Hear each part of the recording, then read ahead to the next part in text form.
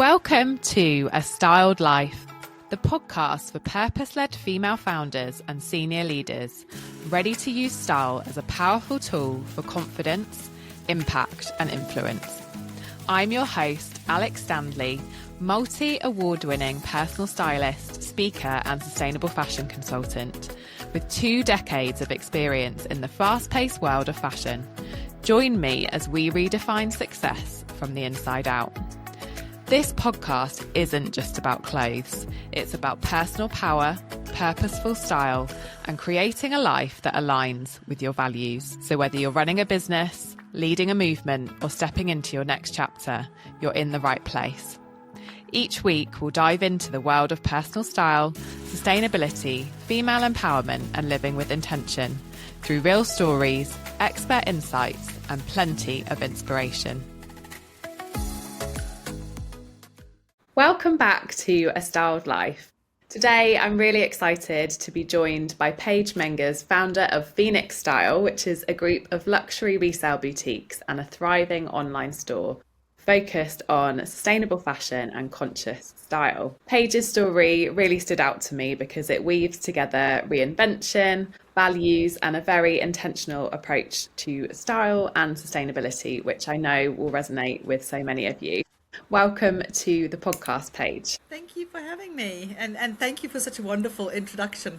I need to work on my intro. I love it. Well, it's very easy because I love everything that you're about and everything that you do. So for anyone who is listening who might not know you, can you tell us a bit about who you are, what you do, and why you do it, like why you're passionate about it and what your mission is, basically? Yeah, of course. So I'm the founder of Phoenix Style, which is, as you said, a group of pre-loved stores that sell luxury items secondhand. I've worked in fashion all my life, so that's my whole entire career, spanning about 25 years, has been in luxury fashion. I worked in, my first business I set up was a communications agency called Bright Light PR, and then I moved on from that and acquired Phoenix, which was actually a tiny little store in Cobham. And I've kind of sort of bought it from the lady. She was closing it down, and I thought, no.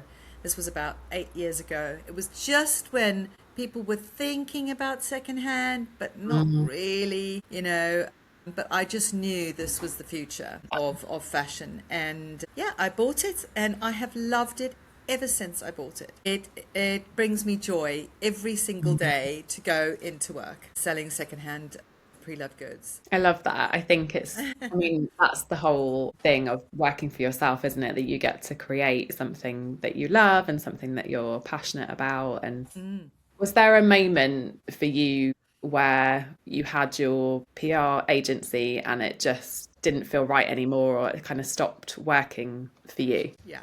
Absolutely. I always tell the story about the red dress. There's a few stories, but I'll tell you about the red dress. We used to get every season in the PR agency, we looked after many of these sort of massive, big online retailers. And we used to get and some of them had various different brands, so high end brands and lower end brands, and each season they would send us boxes and boxes of samples. And one year we were putting them all out, my account director came to me and said, we've got this red dress, it doesn't have a brand on it, but I can see it across all the different platforms. What do I do? Which brand do I put it under? So we called the brand manager and said, look, we've got this red dress, what do you think? Which brand does it fit under? And he said, we've just made it across the board for all the brands, put it under whichever one you wanted. And my heart just sank, because I just thought, there's no love or no enjoyment or there's no meaning behind this dress at all. It just is irrelevant. And it just is about generating sales. And the higher sales, so this dress could be selling for £120 or £30. And my heart just sank, and I just thought, I'm part of this. I am the one that is promoting this to everyone else. I'm not the one making the dress, but I'm part of the whole problem. And I think it was one of the points in my journey where I thought, I can't keep doing this. I really can't keep doing this. And it just so happened that I was like, okay, fine, I'm going to go and do something different. I don't know, yoga or something like that. I'd also love to do that, teach yoga, but I sort of thought, let me move on, Mm. find something else. And I think months later, it was just kind of fortuitous. Phoenix was up for sale, well, was closing down, and I thought, I'm going to buy Phoenix. It's I going to be love mine. that. I can totally resonate with that feeling as well, like that moment, or like, as you said, many moments of realization of like, I'm part of this problem Yeah, and this is not why I came into this industry in the first place. I didn't want to be part of the problem. I wanted to, make a you know, difference. yeah, I wanted to make a difference. I felt passionately about this industry and, it felt exciting. And yeah, it just, I think when you have that moment of recognition of, I'm part of the problem, and then you kind of flip it to how do I create more of a positive impact through being part of this industry, and how do I rewrite what this looks like going forward. And I think I could hear it in your voice about when you said about 8 years ago when you took on the store at the time, how you could see just that kind of seed was planting in terms of sustainable fashion secondhand and what that was going to look like. And I think the best entrepreneurs and female founders are the ones that are ahead of the curve, and they can kind of see what's happening before it's really shifted in society, and they're part of creating that change as well. I had the same kind of experience. It's kind of six and a bit years since I started my styling business, and I always say this to people that, when I first started and I was talking about, changing industry from the inside out and being more intentional and creating more conscious habits, although there was people at that time who were kind of, I don't know, listening and say, nodding along, it felt a bit like lip service at the time. And it felt like Yeah, people were kind of like, yeah, that's go nice. Like, for it. it's nice to have, nice to do. But nobody was really taking it seriously or really kind of changing their shopping habits. It was just like, I know what I should be doing, but I'm still going to shop with, Totally. Shein or whatever. So what would you say? I mean, obviously those moments that you had within your business was what drew you towards creating that change and drew you towards sustainable and pre-loved fashion. But what could you see at that time, and has it kind of played out how you thought it would over the last 8 years? More than I ever thought it would. Mm, Honestly, more than I ever thought it would. If I'm honest with you, I sort of felt that I had reached the limit running my PR agency. I was never around for my children. We were always doing fashion weeks. I was, hopping from New York, Paris, Milan, and it was fun in my 30s, and mm, I got really tired towards the middle of my 40s, and I think that's when I thought I can't keep doing this. mm, I then decided, okay, I want to be closer to my children. So I think finding Phoenix was twofold in mm. my life. It was like I can't keep doing and being part of the problem Yeah. of this sort of fast fashion machine that just churns Mm, around with no love or regard for any of the clothing. And mm, also I wanted to be closer to home. So yeah. Phoenix was perfect. It was Mm, absolutely perfect. It was this store that I could buy, that I could be close to my children. I wound down and passed on my PR agency, and then I could just focus on that and be around when my kids were teens and needed to be they needed their mum at home more. mm, And so it was just perfect. And I thought, okay, I'm going to run a tiny little store in Cobham. And that is what I'm going to do. But mm. no, because it's just not in my DNA to be tiny. So I kind of grew it, and I changed the direction of the product. We went more luxury, and I Mm, wanted more bags because I love bags. I mm, wanted more high-end pieces because I love all that. And I wanted pieces that are going to people are going to fall in love with, and so I went on this journey, and I've kind of grown it, and I opened another store, I launched the online, and I never thought in a million years that it would become the zeitgeist of our era. This way mm. of shopping is the way people shop. Yeah. When I first took over Phoenix, the people who sold with us, there was no way they were going to come in and shop with us. Absolutely no way. I think they used to come in, drop their stock, and kind of recoil and Run out the door. which is fine. I didn't mind. Mm. But now they do they're selling and shopping from us. So I do feel I never thought I would be rewarded so much Mm.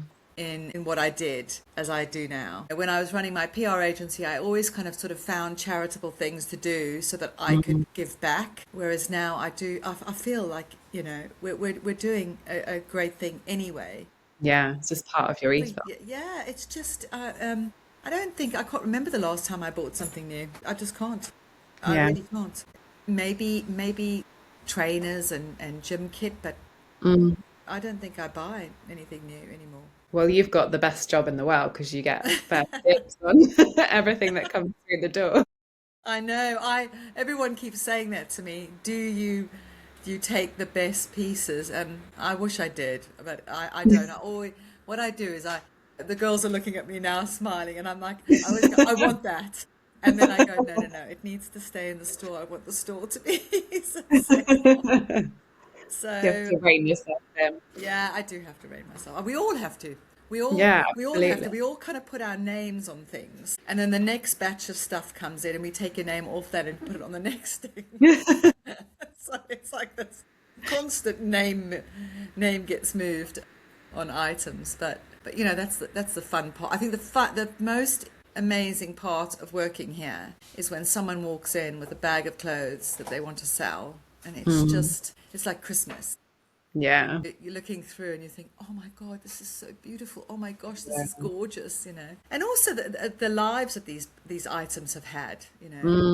Definitely. So we've had some sort of famous people come in and bring things, and someone said, oh, I wore this to this event when I won this award, and we're like, That's incredible. goodness me. Yeah, just little things like that, I think, just make it fun. Well, I think that's the beautiful thing about secondhand. And it's so interesting that you've seen that shift because I see with my clients and just, conversations that I'm having on a daily basis because of what I do, that there was a point where it was very much like, as you said, people would donate to a charity shop, for example, but they would never, ever consider actually shopping in there themselves because it's like, oh no, I wouldn't find anything for myself in there, or oh, I don't want that stuff. And I've been so passionate about changing that and really showcasing to people, like, look at Well these done. incredible things that you can find in your local charity shop. And yes, going to be the beautiful shopping experience that it is, if somebody comes to you, for example, and it's all curated and it's, a very different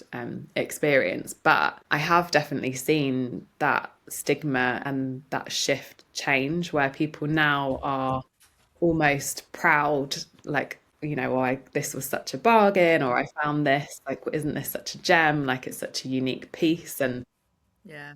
they're proud to say, like, I thrifted this, or I found this Yeah. secondhand. And that is such a huge turnaround, and I feel like that's only really started to push through over the last couple of years. I think before that I very much felt like people were listening but they weren't changing, whereas over the last couple of years, Vinted, I think, has had a huge Yeah. part to play Absolutely. in that shift. And I don't always think it's positive necessarily, because I think there are some parts of that model that has driven that it's okay to, purchase lots of pieces and fast fashion and whatever, because you can just sell them after you've worn them once on Vinted. So I think there is a slight kind of negative side to that whole business model as well. But I think it's done such a huge amount in shifting that stigma. Yeah, absolutely. I think for me, it was Vestia Collective that Yes. really changed my mind, because I think Mm. learning about, reading about the two girls that set it up, and then Yeah. watching them, it just honestly started to make me think, gosh, this is definitely the way forward. Mm.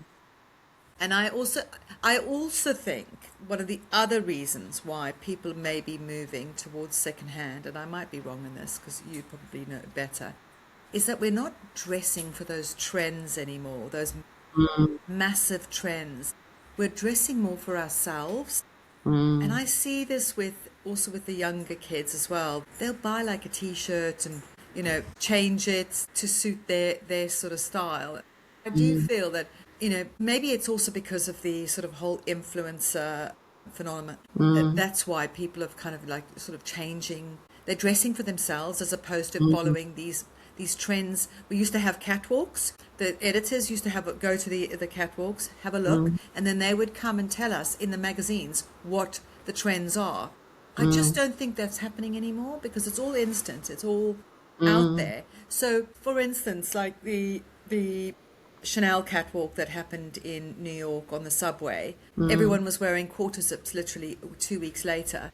Yeah. I think, and then that'll be gone. It's not going to be just a trend that is there for autumn, winter, or spring, summer. It's something that we can do automatically. We can do it when we want, how we want, and it's far more. I think that the days of those trends have all gone. It's kind of micro trending, and it's things that happen now, things that suit you, you know. I think there's an element though still of, I don't know, sometimes I think that we can be in a like echo chamber almost, because we think that what we're seeing is what's happening everywhere, and it's happening on a like global scale, whereas I think I still see a lot in the work that I do that people are definitely moving away from needing to be in that sort of trend cycle. But there's still this feeling of wanting to feel relevant and wanting to be of the moment. And, so I think there's still a lot of women who, as much as they want to embrace being an individual and kind of being unique and having their own style and having their own identity. There is still a thread of relevance. There's like a fear of getting it wrong and not fitting in, that kind of like pack mentality almost. And I think obviously with the way that, as you just said, like the way that the fashion industry works and the way that everything filters down from having those catwalk shows and then the high street look at those, and they look at how they can then filter those down into their collections, and then that goes out into the shop floor, and then that's what we're kind of dictated to as to like, this is what it is that you can buy this season. And same with us, because what we would do is we would curate the items that come in. So we are only taking things that are relevant. So we're not going to be taking in items that people are not going to buy. So it is all about that as well. So I do agree, but I think also with secondhand and pre-loved, it allows people to sort of just add something that maybe they never that isn't maybe as relevant, and they can sort of be a bit more individual. And that's the beauty of it. Like, I think it's such a amazing feeling when you have something that's really unique and really special, and you're not going to, turn up to an event and somebody else is wearing the same dress or, that kind of thing. And I think, as you were saying as well about that whole giving something a second life, like the stories behind those beautiful pieces. And I love that about your content that you create for Instagram as well, like really telling the story behind the brands and behind the individual pieces and giving it meaning. As you said, right at the beginning with the story about the red dress, like it means so much more. And we have such a kind of emotional and psychological connection with our clothes. And I think the more meaning behind it, the more amazing you can feel, in what you're wearing. And I think that's such a special connection that we have. So the more that, there's people like you who are really showcasing that, I just think that's what will also drive change, because people will want to embrace that because they can really connect with it. Absolutely. I think that clothing is a person's identity. And I fear that we can see that when people bring stuff to us. Yeah. It's almost, if we're saying, we can't take this, they're being rejected. Their own personal, it's them that we're rejecting. Yeah. And we have to always say, no, it's not the item, and it's not you. It's just that it's not relevant for now. Yeah. And it's not relevant for our market, because we know who our market is. So I absolutely 100% get that. I think our clothes are our identity. What we wear is who we are. Yeah. And I think you talk about it a lot, Alex, is that clothing gives you this kind of sort of confidence. It's not that what I wear gives me confidence to go into a meeting and stand up and talk, to a group of executives. It's not that it gives me my content and what I know gives me that confidence, but I have this armor that makes me feel like I'm good enough to be in that room. Do you know what I mean? Absolutely. I can't remember. I think it might have been the street and fashion photographer Bill Cunningham that said something along the lines of fashion is the armor that we use to I can't remember what it was, like almost like protect ourselves in our day-to-day lives, or to like, it's the tool that we've got at our disposal to, lift our moods, make us feel good, give us that extra push that we need, when we are going into those, I don't know, boardroom situations, or if we're speaking at an event or whatever it is that we're doing. It's just like having that toolkit, and I think your style and fashion is a big part of that. Absolutely. Yeah. Have you I was going to say, have you found that in your own, because obviously you've shifted a lot in terms of what you're doing, professionally. Have you found that that has changed the way that you're dressing and the way that you're showing up? Percent. I think when I worked in the PR industry, I dressed very differently to what I wear now. I also think I've kind of grown up. Yeah. I've not in my 30s with toddlers. I'm now Yeah. a mum with teenagers and 20-year-olds. So that has changed as well. But definitely, when I was working in PR, I was always had my heels on, like some sort of chic piece that I had bought for a meeting, whatever it was. If I was going to be, entertaining clients or whatever, I was sort of dressing the part. Whereas now my sort of uniform is jeans, pair of boots, t-shirt and a blazer. And I love that. It's just kind of my go-to, and I'm happy with that. But I think everyone goes through that. Absolutely. You sort of, it's like being a chameleon. You sort of like change, as to where you are in life and in your journeys.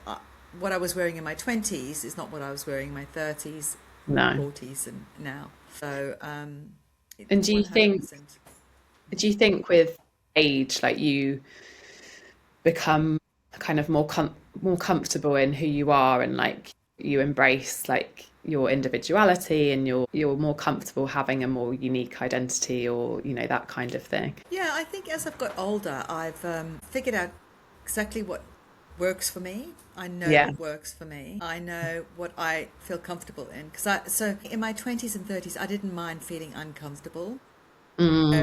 Whereas now, I want to be comfortable. I want to be Yeah. able to walk from A to B. So I'm not going to be wearing my 6-inch heels, running around London, getting my Yeah. heels caught in the escalators on the tubes, honestly. I've done it all. And I don't want that. I want to be No. comfortable, but I want to look chic and I want to look Yeah. put together. So I kind of know what works for me now. And I'm pleased that I've kind of discovered that. I think maybe in my 20s and 30s, I didn't really quite know I had to fit into like a certain box. But yeah, but also I think now I'm very conscious about buying pieces that I will have forever, Yes. as opposed to pieces that will only be there for a while. And I'm really conscious about that. And also, I want to be able to, I want them to be luxury enough so that I can resell them if I want to, if I didn't, because I do believe in the one in, one out policy in my wardrobe. I've kind of Yeah.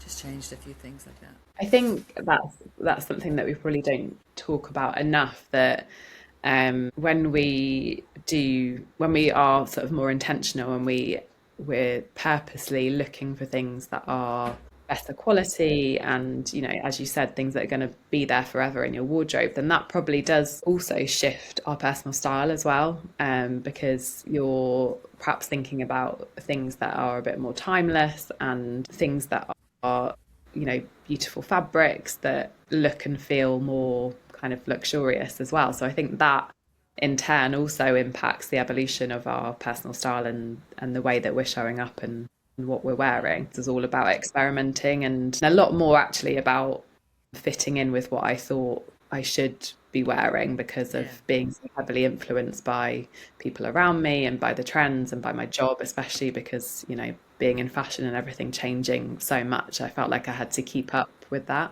Whereas I think, as you said, as you grow and as you evolve and as your priorities change, then your style also changes in line with that as well. One thing that you said that I wanted to come back to as well is that I think a lot of women still worry that buying secondhand or sustainable won't feel as polished or, as I mentioned earlier, as relevant to, what's happening, being of the moment. What's been your experience with that, and what would you say to kind of counterbalance that? Gosh, I think it's a very different way of shopping. It's really exciting, Yeah. but it's very different. So when you go into a department store, you have someone there who can show you an outfit from head to toe. So if you are someone who needs to be put together, it's difficult. It's very different here, because what it is about sort of coming in. We have regular people who come in, go through, and they know what they need to put into their wardrobe. They know they need a striped jumper, a nice pair of denim jeans, maybe they're looking for a particular handbag, whatever. It's when you shop secondhand, it's about finding little nuggets that you can then add to your wardrobe. It's not about coming in and buying an entire wardrobe. I mean, people do come in and buy loads, but they know what they need. Yeah. Whereas when you go shopping in a department store, they will use someone like you to pull together an outfit for them. So that's where it's different. But the other thing that is really amazing about shopping secondhand is that you will go and you'll look through the rails and you'll go, my goodness, this is Prada. It is leather, a leather trench coat. Oh my goodness. Yeah. It would have cost about £3,500 in store. It's been sold for 600 here. That is almost like, for someone who loves fashion and who loves style and what have you, would be like, oh my gosh, this is amazing. Yeah. So I think those are the different. It's not easy to shop secondhand. Sometimes you feel really overwhelmed. But I think, actually, that's an idea. I might write that as a little blog, but tips on how to shop secondhand. The best way to shop secondhand is to sort of go in and just look through, try pieces on, because you just never know what you'll find. And it changes every day. Every day we've got stock coming in. Every day we've got new stock coming in. I think that's the beauty of working with a stylist as well, is that I don't see it as a barrier. It's easy for me. Like I've found over the years, like that I have never really appreciated that. Like I think, I can just go into a shop and it's like I've got a radar and I can just like pick out all of the perfect pieces for myself. And not everyone can do that. Not everyone has that ability. I mean, I can't even say that I have that ability. I just know what I like and what I don't like, but I couldn't do that for other people. So it's a real gift. It's a real talent to be able to do that. And I think, to be honest, like a lot of it for me was probably honed over, the 15 years that I spent as a buyer, because that is such a, huge grounding in different brands and fit and fabric and, all of the like technical. How the fabric moves, because even that's the thing, knowing your fabric compositions, how the product moves. And you can, like, if I find it quite frustrating now, actually, like going into charity shops, because I feel like obviously there's that statistics that is shared a lot, that 70% of clothing that's made now is man-made, and most of it is polyester. And I'm definitely finding that when I'm shopping in, whether it's on the high street or whether it's in charity shops, it's like I can spot polyester a mile off. I don't need to even go and touch it. Like you can just tell. And I think that's the sad thing about where the fashion industry has gone, is that there isn't that quality anymore. And that's the other amazing thing about, boutiques like yours, whether it's online or in person, that you can find those really beautiful quality pieces, and it's not just, 70% polyester. And for women, that's really important as well, because of how it feels on your skin. And like if you're, perimenopausal or menopausal and you're having, hot flushes or all those wonderful experiences that we have. Fabrics are so important. Have you found that, I mean, I guess you've got quite a thorough intake process in terms of what you will accept. Yeah. I mean, you can't believe how much stock does come in. So we do have to be very, very particular because we don't want stock to sit on the shelves or on the rails No. and not sell. But yeah, I also find our customers are quite particular about the composition of their products. That's good. Yeah, so if you're buying a coat, a lot of people kind of will look at the composition and go, it's like, 70% wool. That's actually really good. It'll keep me warm. That's good. Yeah, so I do. And also, we sell a lot of cashmere and knitwear. Amazing. And yeah, and if the composition is kind of majority cashmere and or new wool or lamb's wool, then people are like, oh, okay, fine. This is a good piece, a good quality piece. And also blazers that are Yeah. made of wool. I think people are becoming more and more attuned to Yeah. knowing the composition of products. Mm. And we don't want, I mean, I don't want to wear any clothes that are made of polyester anymore. I really don't. I don't think they're good for us. I No. don't think it's not good for the environment, obviously. No. And I know they probably will last longer, but I think man-made fabrics are far better. Yeah, definitely. So if somebody is curious about, changing how they shop, but as you said, they feel overwhelmed, do you have any advice on where to start or like what you've taken from your journey? Yeah, so it is overwhelming when you come into a secondhand store, but once you've done it and you've been successful, you understand. So it's always about going into stores and having a look at stuff that you like, and don't worry about size, because I think No. one of the big things women do is they go, oh, it's an extra large. I'm not an extra large. I'm a small. Don't worry about that. Yeah. Because the beauty about buying secondhand is that you're buying it for a fraction of the price. You can have it tailored to fit, so it's Absolutely. perfect. And I say that about designer jeans. We sell designer jeans here. We sell so many pairs of designer jeans. And you're getting them for a fraction of the price. A pair of, just trying to think, Victoria Beckham jeans would probably cost you about £400 new. You're buying them for £95 with me. So if good. they are bigger, buy them. Take them down to the tailor. Get them tailored to fit you perfectly. Yeah, you have to a fit your pair of body. Victoria Beckham jeans that you have paid a fraction of the price for. You will keep them forever in your wardrobe. Definitely. And I have to say, I am guilty of having so many pairs of denim jeans. But I love denim. I love them. Oh, But it's all so of my versatile. denim is secondhand. Amazing. All of my denim is designer. And majority of them have been tailored to fit me. And I have, on hand on heart, I could say I've got the most incredible denim collection. I love that. I love it. I love them. And I'm not embarrassed to say it. But they've all... I think that's huge though. Yeah, so size is one of the big things. Don't ever be put off by size. If it's too big, you can have it tailored. Sometimes even if it's a bit too small or snug, you can actually have pieces put in. So don't be put off by size. Always try it on, because designer items, luxury designer items, are always totally off the sizing chart. Yeah. Totally off. A size 8 will actually fit a size 6, or sometimes a size 8 will fit a size 14. You just don't know. Ignore the size, buy the item because you like it, and then have it fixed. Also, it's about coming and going in and literally trawling through. Literally go through piece by piece, because there's every now and then there's a little item stuck in there in the rail that is being ignored because it's squished amongst something else that could be a gem. Yeah, definitely. Yeah. And then also, if you speak to the shop owner, if there's a piece that is something that you're looking for, like, have you got any new Gucci pieces in? She could go through and find them. She or he could go through, find whatever it is that you're looking for. So those are some of the tips I can give you. I think that's such great advice. Like, I think, Well, thank you. as you said, I mean, size is just such a minefield wherever you're shopping. It's having worked in fashion for so long.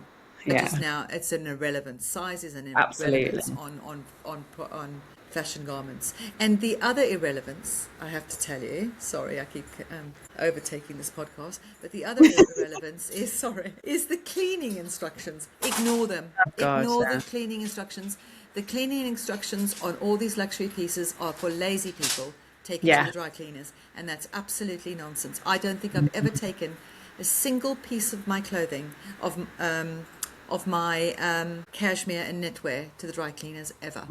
I wash it in the washing machine using special wool fabrics wash on a really cold cycle. You do not need to. So ignore any of those. The only things I would say to take to dry cleaners is maybe a wool coat, because they're hard to, because they can clean them easier. A Yeah. wool coat, maybe a blazer, and nothing else. Yeah, it's Absolutely such good nothing else. advice. And not just designer items, Anything. there's brands like All Saints are definitely one that do it a lot. Most of their stuff is like, Dry clean. dry clean or hand wash or whatever. And it's like when you look at the fabric composition, you're like, why? It's just Why? you couldn't be bothered to test it to see whether it shrinks or not, or that Yeah. you don't Yeah. the responsibility of that. So then you just put that it's dry clean only. And I guess again, that's the beauty of understanding fabrics and understanding how to look after your clothes, because once you know that, then you know what to ignore and what not to ignore. I mean, obviously Absolutely. there's certain things like, heavily embellished pieces or that kind of thing, which you can Absolutely. never machine wash. But aside from the few that you said as well, I think, most things you can look Yeah. after at home. And that Yeah. can put a lot of people off as well. Like it puts Yeah. It people does. off buying things. Definitely. Amazing. So have you got any really exciting plans for Phoenix Style for this year? And what are you excited about moving forward? We've started this year really excited because we had a couple of tough years after COVID. I think Mm, every retailer out yeah. there did. But last year was a really successful year for us, and I think this year, we hope, fingers crossed, will also be. We are towards the end of the year, we're going to be doing some more pop-ups in different areas. And Brilliant. we are looking to find new premises. So those are the kind of fun, exciting things we've got Mm, on the cards. And obviously we're just really growing our online at the moment because that's doing mm. so well for us. Amazing. Yeah. No, it's been a tough few years after COVID. I don't Yeah. think anyone could say that it wasn't. No, But last year seemed to be quite a positive year. Let's hope that that's brilliant. 2026 is going to follow Yeah, definitely. I think those footsteps. this year, and I guess as you said, like the way that the world is going and the way that things are trending, it falls perfectly for you because people are changing how they shop and changing their habits and you know A bit more mindful, they just a bit more mindful about how they shop, yeah.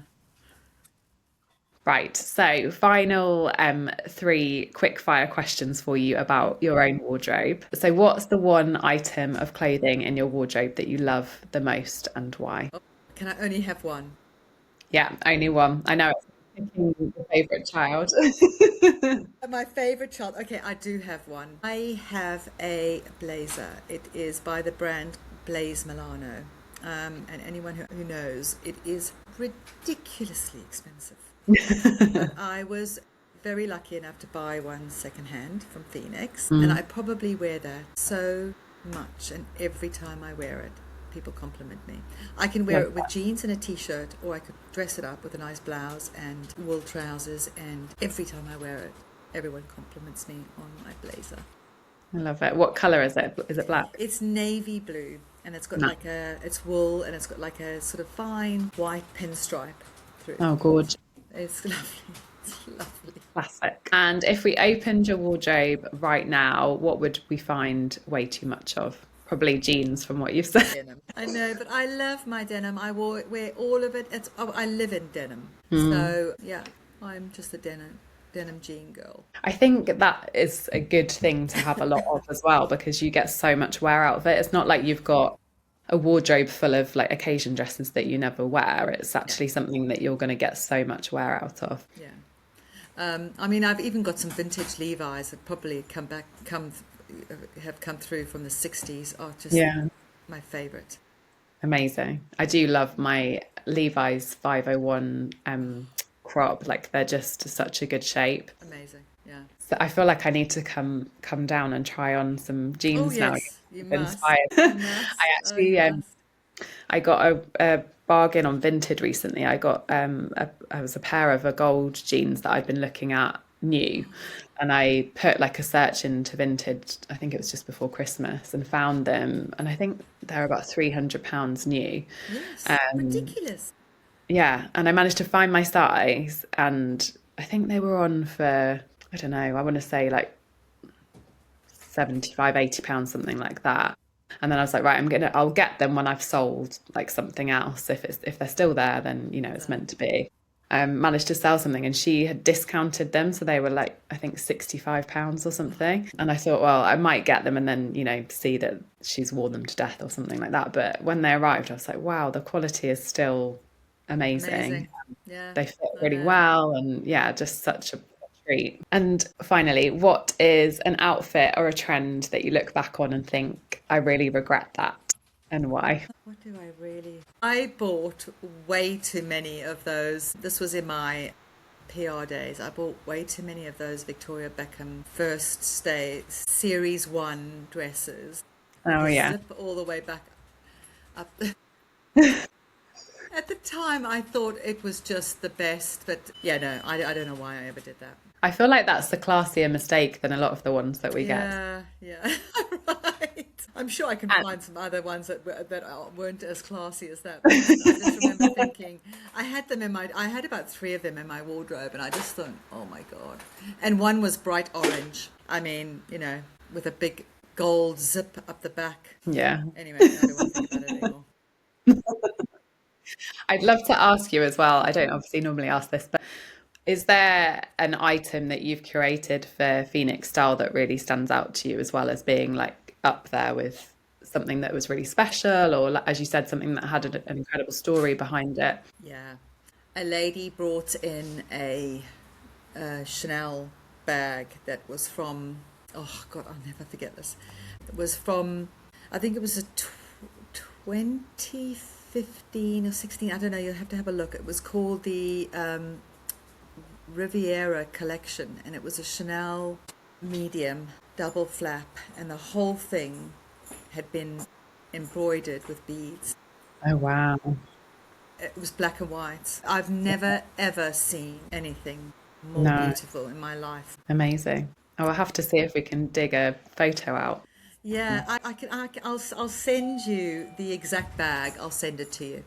Amazing. Thank you. Paige, thank you so much. It's been such an interesting conversation. I knew that it would be. Where is the best place for people to connect with you? I'll obviously put your links in the show notes as well. Yeah, so Instagram for sure, and then our website is easy to all our details are on there. Amazing. Thank you so much. Okay, thank you. Thank you for tuning in to A Styled Life.